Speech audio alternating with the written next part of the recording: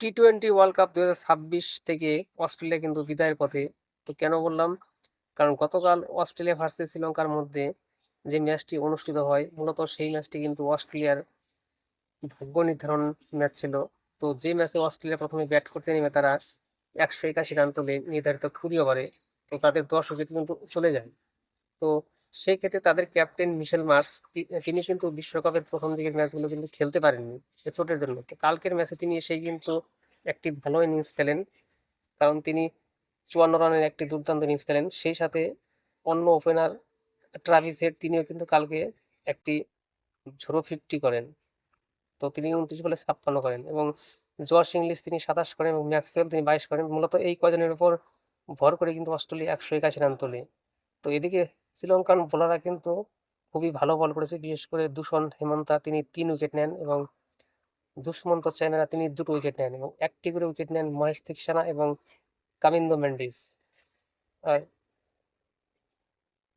এদিকে শ্রীলঙ্কা 182 রানের লক্ষ্যমাত্রা নিয়ে যখন তারা ব্যাটিং করতে আসে, তাদের দুই ওপেনার, তার মধ্যে প্রথম নিশাঙ্কার কথা না বললেই নয়। তিনি কিন্তু কালকে একটি ঝোড়ো শতক করেছেন। 52 বলে 100 রান করে তিনি নট আউট থাকেন এবং মূলত তার ব্যাটিং এর উপর নির্ভর করে কিন্তু শ্রীলঙ্কা ম্যাচটি জিতে নেয় এবং সেই সঙ্গে তারা কিন্তু সুপার 8-এ কোয়ালিফাই করে নেয় শ্রীলঙ্কা।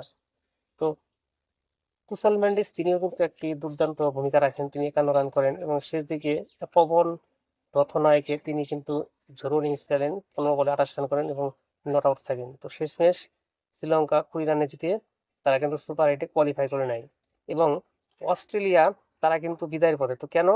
কারণ অস্ট্রেলিয়া যে গ্রুপে আছে সেই গ্রুপে শ্রীলঙ্কা কিন্তু কোয়ালিফাই করে নিয়েছে। এখন বাকি থাকলো জিম্বাবুয়ে, অস্ট্রেলিয়া। কারণ জিম্বাবুয়ে দুটো ম্যাচ খেলেছে, তারা কিন্তু দুটোতেই জয়লাভ করেছে এবং তাদের পয়েন্ট কিন্তু 4 এবং সেক্ষেত্রে অস্ট্রেলিয়ার 3টি ম্যাচ খেলে তাদের পয়েন্ট 2। অতএব অস্ট্রেলিয়ার কিন্তু আর একটি ম্যাচ বাকি আছে, সেটি হলো ওমানের সাথে।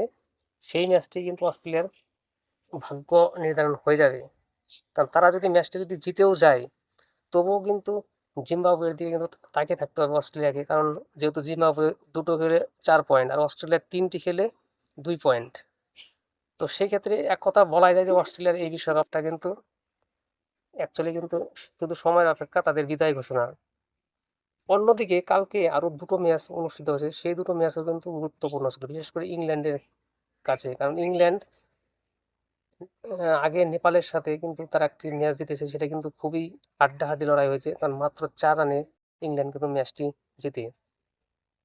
আমরা গতকালও খেয়াল করেছি ইংল্যান্ডের সাথে কালকে যে ম্যাচটি হলো ওই ইটালির সাথে, তো ইংল্যান্ড 202 রান তোলে। তো সেক্ষেত্রে ইটালি কিন্তু খুব খারাপ খেলেনি, তারাও কিন্তু 178 রান সংগ্রহ করে। তো শেষমেশ ইংল্যান্ড ম্যাচটি 20 রানে জিতে নেয় এবং তারাও কিন্তু সুপার 8-এ কোয়ালিফাই করে নেয়। আর কালকের প্রথম ম্যাচটি যেটি খেলা হয়েছিল আফগানিস্তান ভার্সেস ইউএই এর মধ্যে, তো আফগানিস্তান তারা 5 উইকেটে ম্যাচটি জিতে নেয়।